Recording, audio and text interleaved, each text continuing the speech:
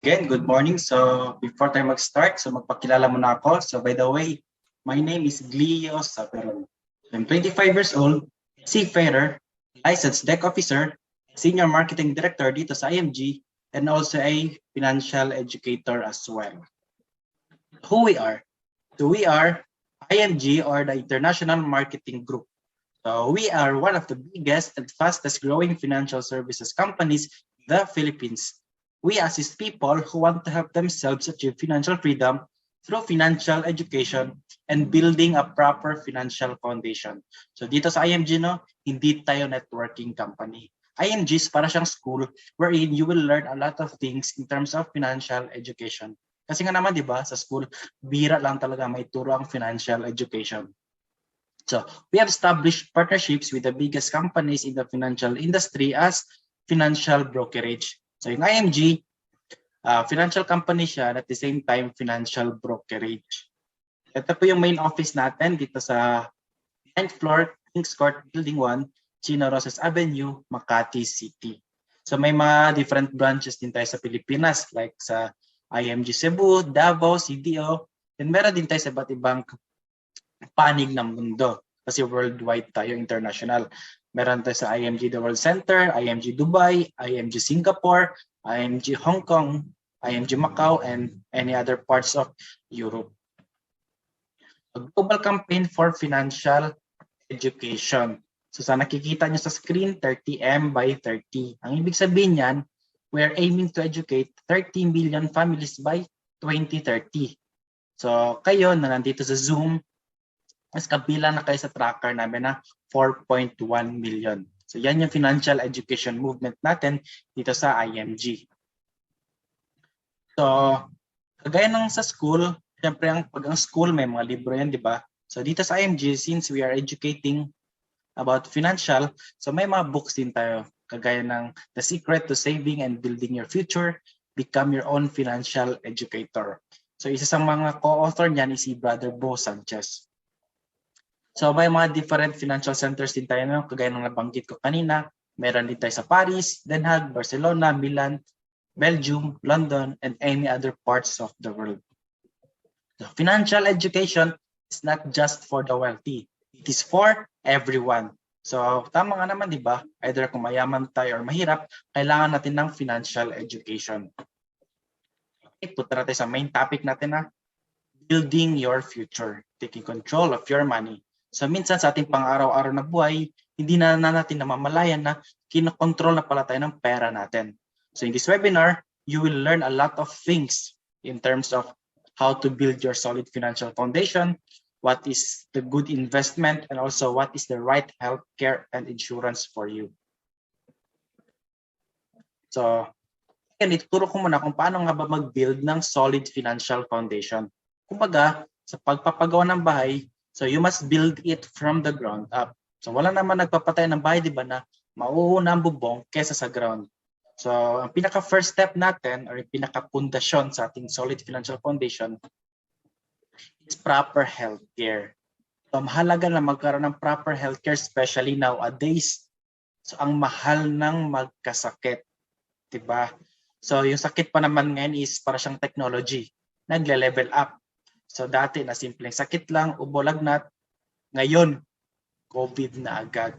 So imagine lang natin no, na kung magkaroon tayo ng malubhang sakit. Yung sakit na pangmayaman like yung brain tumor, cancer.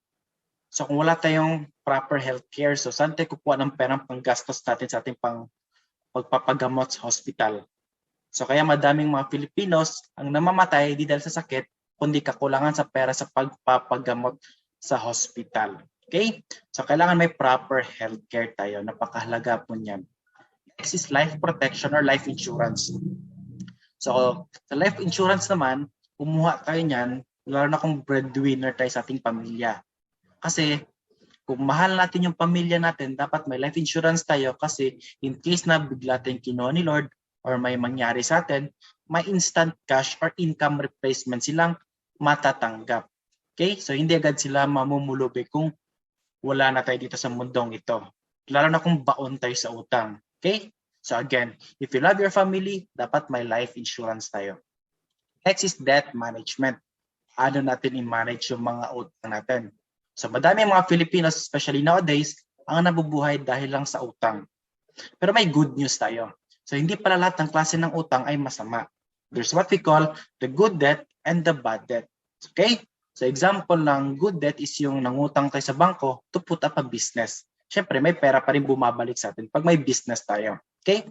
So next type of utang is yung masamang utang. So ano nga ba yung magandang example ng masamang utang? Okay?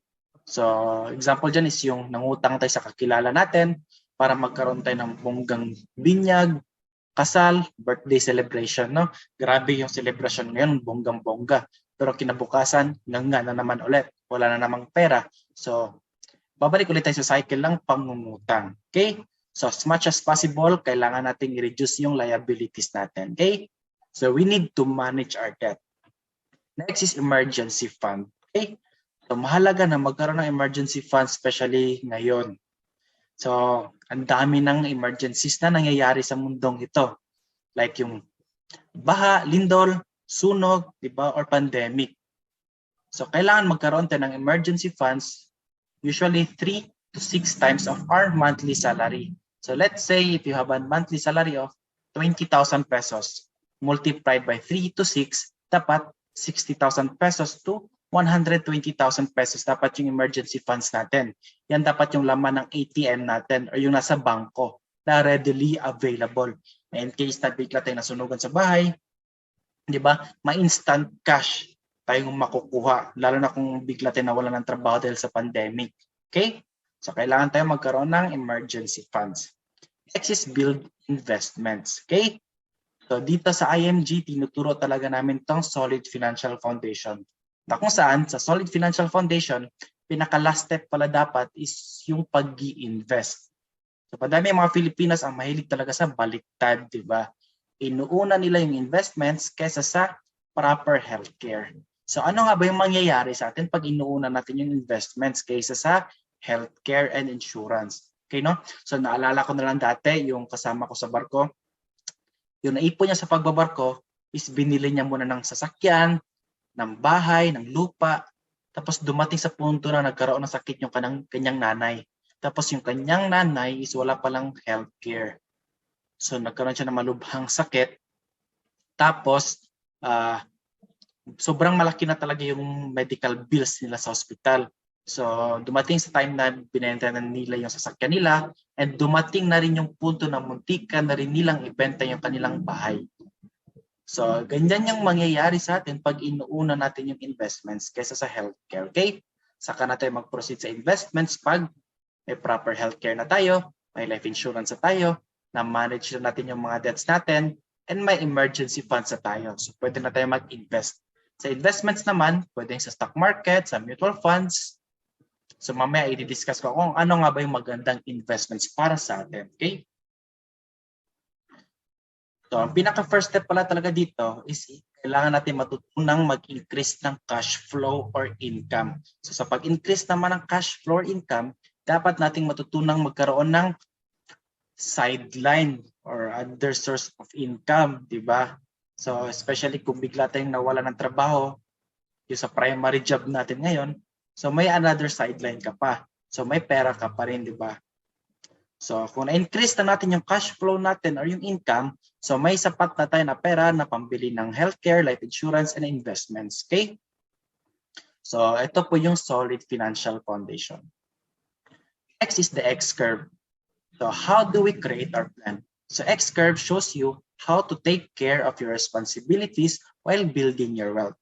So, there are two types of curves here. So, the first curve is the red curve, shows you the responsibility line. Kung saan sa responsibility line na yan, nagde-decrease yan as time goes by. Diba? Next type of curve is the blue curve. The blue curve represents the money line. Kung saan yung money line na yan, nag-i-increase yan as we grow old. Okay? So like what we are now, we're still young, so wala pa tayong savings yan. And kaakibat yan ng malaking responsibilidad. Kung saan yung malaking responsibilidad na yan ay nagde-decrease as we grow old. Okay? Tapos, money line naman, dapat nag-i-increase yan. matanda na tayo. Dapat may malaking savings na yan tayo. So like what we are now, we're still young. Umaasa pa lang tayo sa active income. Active income, yan ay yung tayo mismo yung magtatrabaho para sa pera. Na kung saan yung active income is hindi talaga siya sapat to provide us our food, shelter, clothing, education, health, and this is the time na madami pa tayong mga utang or loans like yung mga credit card loans, housing loan, car loans, di ba? Na kung saan, kung matanda na tayo, dapat may passive income na tayo. So, actually, there are two types of income. So, una is yung active income, ikaw yung magtatrabaho sa pera. Next type of income is the passive income. Yung pera na mismo yung magtatrabaho para sa atin. Diba? So, kasi yung pera, kahit pinagtrabaho mo yan ng 24/7, never yan siya magre-reklamo. Pero tayo, dahil tao lang tayo, napapagod. Diba? So this passive income is already big enough to provide us our food, shelter, clothing, education, so and health. So kahit magkaroon tayo ng sakit, yan magiging problema dahil may passive income tayo. And this is the time na debt-free na tayo dapat, di ba? Kung matanda na tayo, dapat debt-free na tayo, dapat pa-chill-chill lang tayo, di ba? Kasi hindi na natin kaya magtrabaho. Okay? So as much as possible, kung matanda na tayo, dapat magkaroon tayo ng passive income. Passive income, yan yung nakukuha natin income sa mga investments natin. Okay? So sa life naman, may dalawang klaseng if yan. What if we die too soon and what if we live too long? If we die too soon, magiging problema yan kung wala tayong life insurance.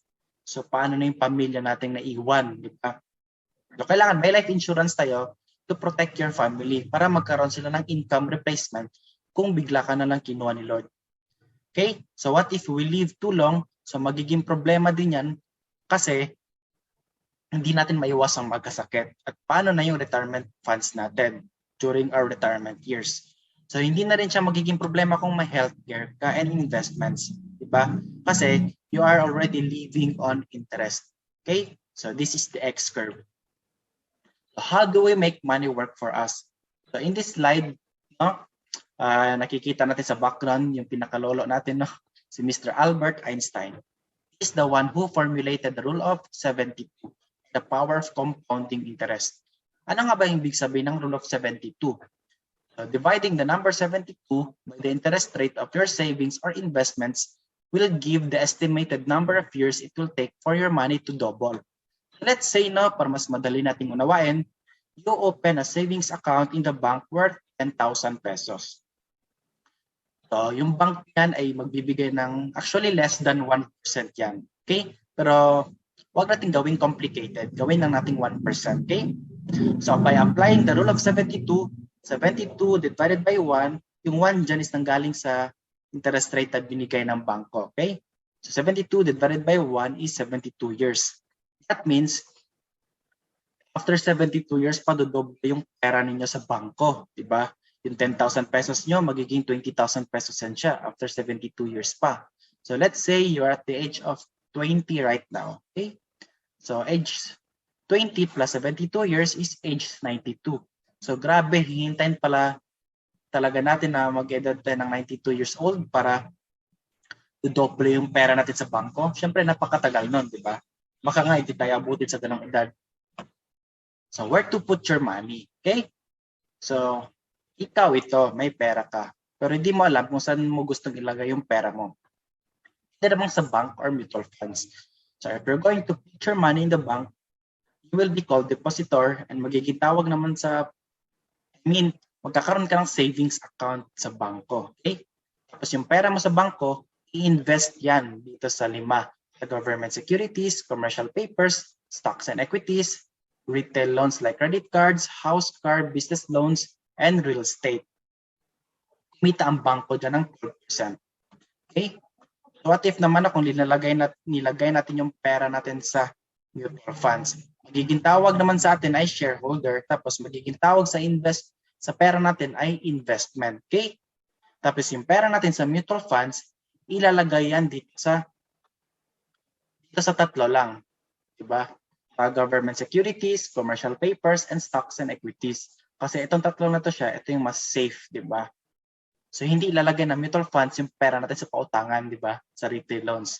Kasi alam naman natin na madami mga Filipinos ang hindi marunong magbayad ng utang. Okay? So kagaya na sa bangko, kumita mutual funds dyan ng 12%. Sa bangko kasi, bigay sa atin ay less than 1%. Sa mutual funds ay 12%. So, parallel siya or transparent. So ngayon, saan mas maganda mag-invest? Sa bank or sa mutual funds? Siyempre, sa mutual funds. So actually, no, hindi naman natin sinisiraan yung bangko. Bank is good for emergency funds and for the payment transactions. Pero yung pinag-uusapan kasi natin dito ay investment. Okay? So mainam talaga na mag-invest sa mutual funds. Lalo na kung beginner pa lang tayo sa stock market, wala pa tayo masyadong alam. Okay? The gains realized by investors upon redemption of their shares in the mutual funds have been excluded from the definition of gross income effective January 1, 1998 and are therefore not subject to personal income tax return. So in short po, no, tax-free po tayo pag mag-invest tayo sa mutual funds. Okay. So, ngayon, i-discuss ko naman kung ano nga ibig sabihin ng mutual funds. So, ito na yung workflow ng mutual funds. So, mutual funds is a pooled money from different investors. Pera ko, pera ninyo, pera ni Henry C., pera ng iba't ibang malalaking korporasyon dito sa Pilipinas, ay naiipon dito sa fund house. Kaya siya tinawag na mutual, di ba? Sana all na the feeling is mutual, di ba? Tapos yung pera natin dito sa fund house, sila na yung nag-appoint ng fund manager kasi yung fund manager na mismo yung bahala sa pag-i-invest at pag-diversify ng pera natin. Siya na naglalagay dito sa securities like stocks, bonds, golds, and dito sa mga malalaking kumpanya sa Pilipinas, kagaya ni BDO, BPI, Jollibee, ABS-CBN, and GMA. No? So kahit wala ng ABS-CBN, pasok na yung prangkisa nila, may GMA pa naman. So well-distributed yung pera natin dito sa mutual funds. Diba? Kahit mabankrupt yung BDO, may BPI pa naman. So safe yung pera natin dito. Tapos yung pera natin dito sa mga malalaking kumpanya na ito, mag-generate siya ng returns na siyang pinapass back dito sa investor. Okay? So ganito lang yung workflow ng mutual funds. Paikot lang ng paikot yung dollar, no? Kagaya ng ka-chat mo na pinaikot ka lang ng pinaikot. How much can you save to achieve your goals? Okay, itong table na ito yung magbibigay ng guide sa inyo kung ilan nga ba yung pwede natin i-invest per month at a certain number of years para ma-attain natin yung financial goals natin. Okay, so let's say no, nag-monthly savings ka ng 1,000 pesos. Pag time deposit mo siya sa bank na 4%, so after 5 years, magiging 66,300 pesos na yan siya.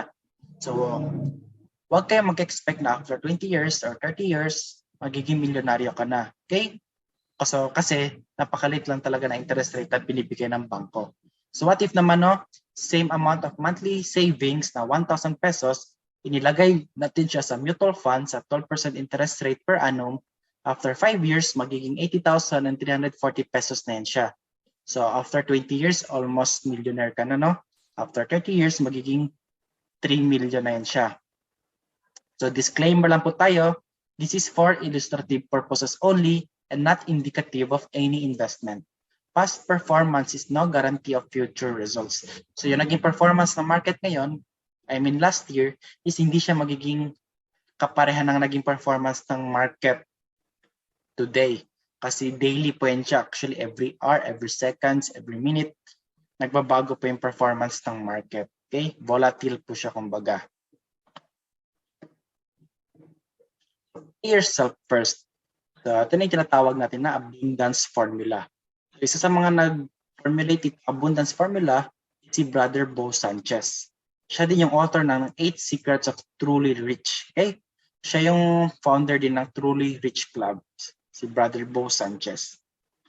Kung saan sa abundance formula, yung income natin na 100%, bawasan natin yan ng 10% rights. Siyempre, huwag natin kalimutan si Lord. Bigyan natin kay Lord yung dapat nararapat sa Kanya.